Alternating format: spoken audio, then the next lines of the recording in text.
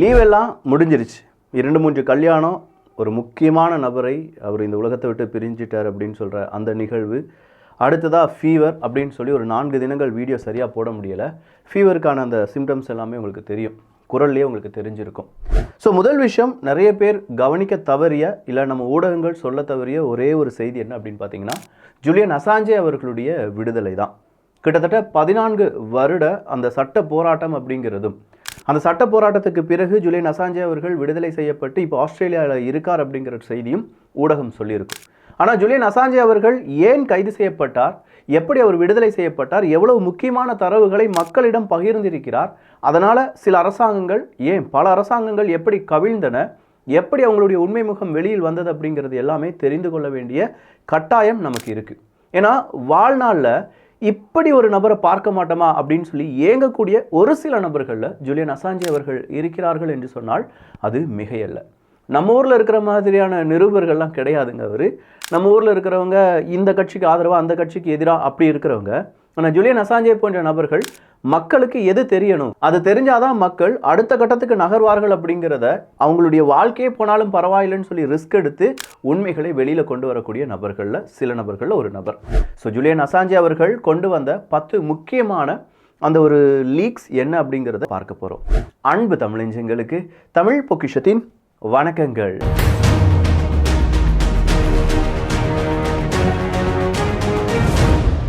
வீடியோக்குள்ளே போகிறதுக்கு முன்னாடி, நாற்காலிக்கு ஒரு பெரிய சண்டை இருக்குது அப்படிங்கிறது நமக்கு தெரியும். ஆனால் குட்டி குட்டி நாற்காலிகள், ஒரு 36 நாற்காலிகளை ஸ்டாக்கிங் பண்ணுறது, அதுவும் ஃபேமிலியாக 4 பேர் உட்காந்து விளையாடக்கூடிய ஒரு விளையாட்டு தான் இந்த சேர் டவர் அப்படின்னு சொல்லக்கூடிய இந்த விளையாட்டு. இந்த சேர் டவர் அப்படிங்கிறது அமேசானில் 2000 ரூபா 5000 ரூபா அப்படிலாம் இருக்குது. அதெல்லாம் கிடையாது, 345 ரூபாய்க்கு நம்ம கிட்ஸ் பெஸ்டியில் இருக்குது. ஸோ 345 ரூபாய்க்கு அது ரொம்ப ரொம்ப ஒர்த்தான ஒரு விஷயம் தான். 4 பேர் இல்லாட்டி 2 பேர்லாம் விளையாடுறதுக்கும், அதுவும் அடுக்கி வைக்கக்கூடிய சேரை ஒவ்வொன்றா வெளியில் எடுக்க சொல்லலாம், ஒவ்வொரு கலர் ஒவ்வொரு நபருக்கு அதை அடுக்குங்க அப்படின்னு சொல்லலாம். மிகப்பெரிய அளவில் ஒரு ஃபேமிலி பாண்டிங் உருவாக்கக்கூடிய, அதே நேரத்தில் நல்ல ஒரு என்டர்டைன்மெண்ட்டாக இருக்கக்கூடிய ஒரு கேம் தான் இந்த சேர் டவர் அப்படிங்கிற கேம். ஸோ உங்களுக்கு வேணும்னா கிட்ஸ் பெஸ்ட்டில் அது ஆட் ஆகிருக்கு, வேணுங்கிறவங்க வாங்கிக்கோங்க. ஜூலியன் அசாஞ்சே அவர் எப்படி இப்போ ஆஸ்திரேலியா போனார் அப்படிங்கிறது தான் முதல் கேள்வி.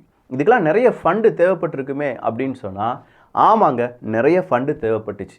யார் ஜூலியன் அசாஞ்சே அவர்களுக்கு உதவி செய்தார்கள் அப்படிங்கிறது இன்னும் மர்மம் முடிச்சு தான், யாருக்குமே தெரியல. ஈவன் அமெரிக்கா, CIA போன்ற பல அமைப்புகள் இதற்கு பின்னாடி யார் இருக்காங்க அப்படின்னு சொல்லி பார்க்கும்போதே, ஜூலியன் அசாஞ்சே அவர்கள், விக்கிலீக்ஸ், இவங்க என்ன செஞ்சிட்டாங்கன்னா, ஒரு 2011 2012 கிரிப்டோ கரன்சி மாதிரியான எந்தெந்த வடிவில் இந்த மாதிரியான உதவிகளை பெற முடியுமோ அத்தனை உதவிகளும் பெற்றுவிட்டார்கள். ஒரு நபர் மட்டுமே கிட்டத்தட்ட 5 பிட்காயினை ஜூலியன் அசாஞ்சே அவர்களுக்காக விட்டு கொடுத்திருக்கிறார் என்பது கூடுதலான தகவல். 5 பிட்காயின் அப்படின்னு சொல்லும்போது எவ்வளவு ரூபாயா இருக்கும் அப்படின்னு சொல்லி நீங்கள் கூகுளில் சர்ச் பண்ணி பார்த்தீங்கன்னா மலைக்க வைக்கக்கூடிய ஒரு தொகை.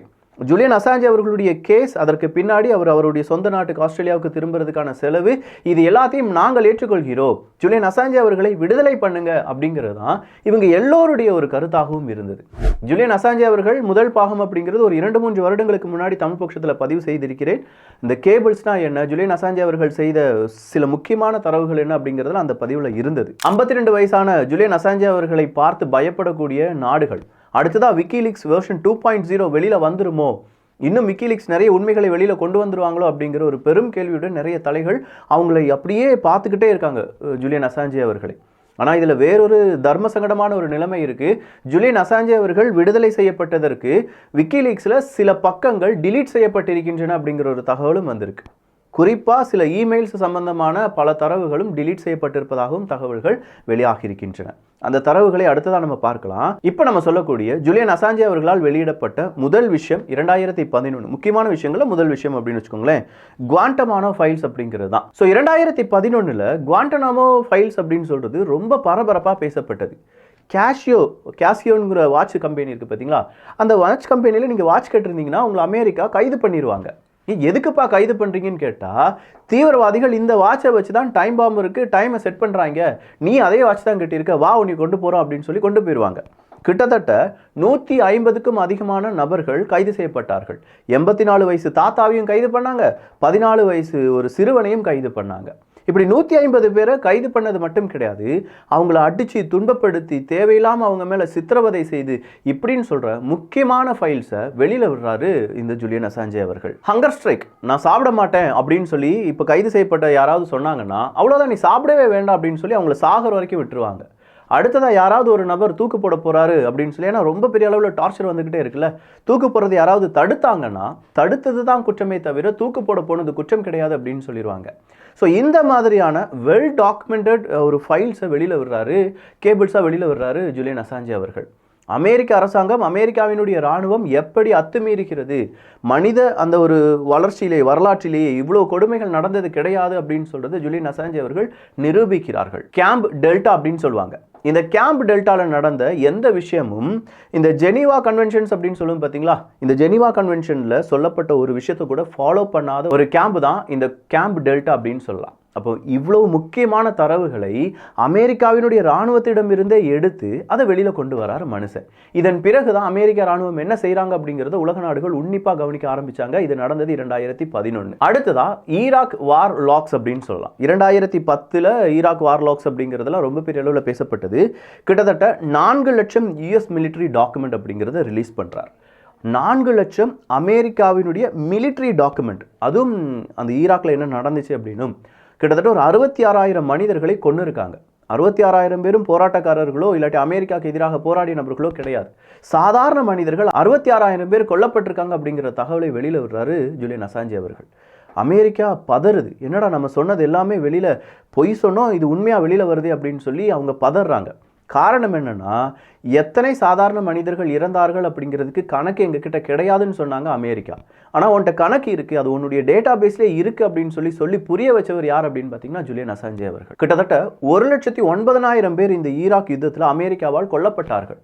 ஆனால் அமெரிக்காவால் கொல்லப்பட்ட 1,09,000 பேரில் 66,000 பேர் சாதாரண மனிதர்கள் அப்படிங்கிறது மனித உரிமையை மீறல் அப்படிங்கிறதோ இல்லாட்டி வார் கிரைம் அப்படிங்கிறதுக்கு ஒரு எக்ஸ்ட்ரீமாக யார் வச்சுருக்காங்க, அமெரிக்கா வச்சுருக்காங்க. இதை வெளியில் கொண்டு வந்ததும் ஜூலியன் அசாஞ்சே அவர்கள் தான். சரி, இந்த ஈராக் வார் அப்படின்னு சொல்லும்போது அமெரிக்கா கூட சில நட்பு நாடுகள் இருந்திருக்குமே அப்படின்னு கேட்டால் இந்த நட்பு நாடுகள் வாயை மூடிக்கொள்வார்கள். எதை வேணாலும் நீ செஞ்சுக்கோ, ஈராக் யுத்தமாக எதை வேணாலும் செஞ்சுக்கோ, உனக்கு அதற்கான அதிகாரம் இருக்குது அப்படின்னு சொல்லி அமெரிக்கா திறந்த மந்தையாக ஒரு பெரிய அளவில் மக்களை கொன்று குவித்த படலமாக அது இருந்ததாக ஜூலியன் அசாஞ்சே அவர்கள் நிரூபித்தார்கள். பாக்தாத்தில் 2007 கொஞ்சம் பொதுமக்கள் பேசிட்டு இருப்பாங்க. அந்த வீடியோவை நான் டெலிகாஸ்ட் பண்ண முடியாது, நம்ம சேனலே பேன் பண்ணிடுவாங்க. அப்படி பேசிட்டு இருந்த அந்த நபர்கள் மீது அமெரிக்காவினுடைய விமானப்படை கொடூர தாக்குதலை நடத்துது.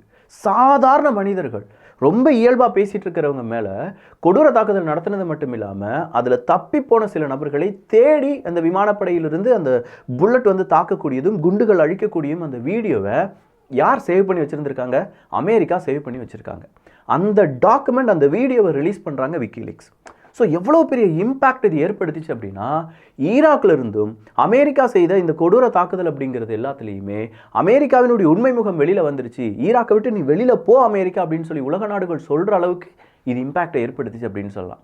அமெரிக்காவினுடைய வரலாற்றில் இது எல்லாமே கருப்பு பக்கம் அப்படின்னு சொல்லலாம். அடுத்ததா ஆப்கானிஸ்தான் வார் டைரி 2010. கிட்டத்தட்ட 91,000 டாக்குமெண்ட்ஸை வெளியில் கொண்டு வராங்க.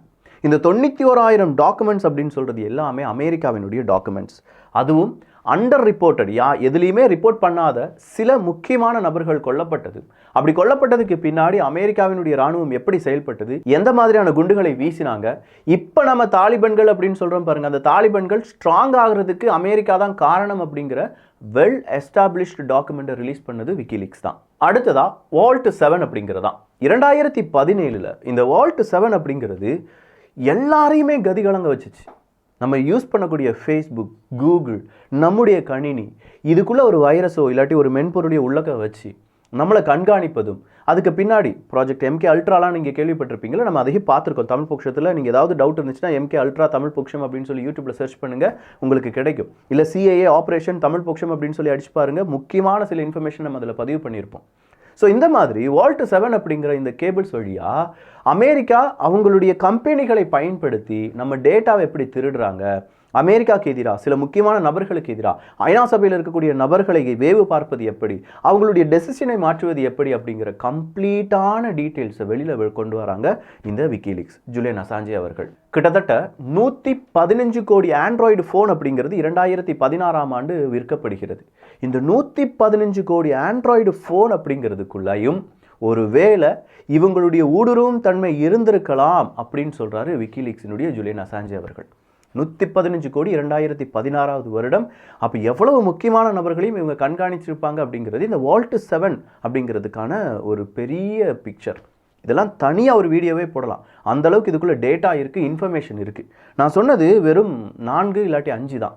இன்னும் ஒரு 5-6 எடுத்து வச்சுருக்கேன். அது ஒரு த்ரெட்டாகவே இருந்துச்சு. அந்த 5-6 மட்டும் இல்லாமல் இந்த வால்ட் 7 பற்றியும் அதனுடைய மீதி டீட்டெயில்ஸை பற்றிலாம் நம்ம பார்க்க வேண்டும் என்றால் நிச்சயமாக மீதம் இருக்கும் 5 கூட அதையும் சேர்த்து சொல்லுவோம். நிறைய விஷயங்கள் ஜூலியன் அசாஞ்சே அவர்களை பற்றி நம்முடைய இளைய சமுதாயம் தெரிந்து கொள்ள வேண்டும். அவர் என்ன செஞ்சார்? மனுஷன் இப்போ வெளியில் வந்திருக்காரு. ஆனால் அவரை பைத்தியமாக்குறதுக்கு ஒரே ரூமுக்குள்ளே போட்டு அடைச்சி சித்திரவதை செஞ்ச அந்த கொடூரம் எல்லாம் யாரும் மறந்துடவே கூடாது. அப்படிப்பட்ட ஜூலியன் அசாஞ்சே அவர்கள் இன்னைக்கு ஆஸ்திரேலியாவில் போயிருக்காரு. அவருக்காக 5 பிட்காயின் கிடையாது 8 பிட்காயினை ஒரு நபர் விட்டு கொடுத்திருக்காரு அப்படிங்கிறதும், அவருக்கான செலவுகளை சில நபர்கள் ஏற்றுக்கொண்டார்கள் அப்படிங்கிறதும் இன்னைக்கு பத்திரிகை துறைக்கு கிடைத்த பெரிய சக்சஸ். இதை பத்திரிகை துறை நண்பர்கள் கொண்டாடலாம். ஆனால் உண்மையான பத்திரிகையாளராக இருந்தால் மட்டும் கொண்டாடலாம். மக்களுக்கான பத்திரிகையை நாங்கள் நடத்துகிறோம். எந்த அரசியல் கட்சிக்கும் எங்களுடைய பத்திரிகைக்கும் எந்த விதமான பயமும் இல்லாமல் நாங்கள் எங்களுடைய உண்மை செய்திகளை கொண்டு சேர்ப்போம் அப்படின்னு சொல்கிற ஒவ்வொரு பத்திரிகையாளருக்கும் என்னுடைய சல்யூட். அதை விட்டுட்டு அரசியலுக்கு கூணு கும்பிட்டு போட்டுட்டு இந்த செய்தி தான் போடுவேன்னு சொல்கிறவங்க ஜூலியன் அசாஞ்சே அவர்கள் கிடையாது. அவருடைய பெயரை கூட உச்சரிக்கிறதுக்கு தகுதியற்றவர்கள். பார்க்கலாம் ஜூலியன் அசாஞ்சே அவர்களுடைய 2வது பாகத்தில் ரொம்ப ரொம்ப ரொம்ப ரொம்ப இம்பார்ட்டண்டான சில விஷயங்களை பார்க்க போகிறோம். நான் முதலே சொன்ன மாதிரி சேர் டவர் அப்படிங்கிறது இருக்குது. 345 ரொம்ப ரொம்ப ரொம்ப சூப்பரான ஒரு கேம். ஃபேமிலியாக விளையாடலாம். நிறைய டைப் சேர் இருக்கும். அதுக்குள்ளே ஒவ்வொன்றா காலெல்லாம் விட்டு விட்டு டவர் ஸ்ட்ரக்சரில் கொண்டு வர்றது அப்படிங்கிறதான் கேம். அதை நிறைய டைப்பில் விளையாடலாம். வேணுங்கிறவங்க கீழே டிஸ்கிரிப்ஷனில் லிங்க் இருக்குது, வாங்கிக்கோங்க. நல்லதை பகிர்ந்து நல்ல சமுதாயத்தை உருவாக்குவோம். நன்றி, வணக்கம்.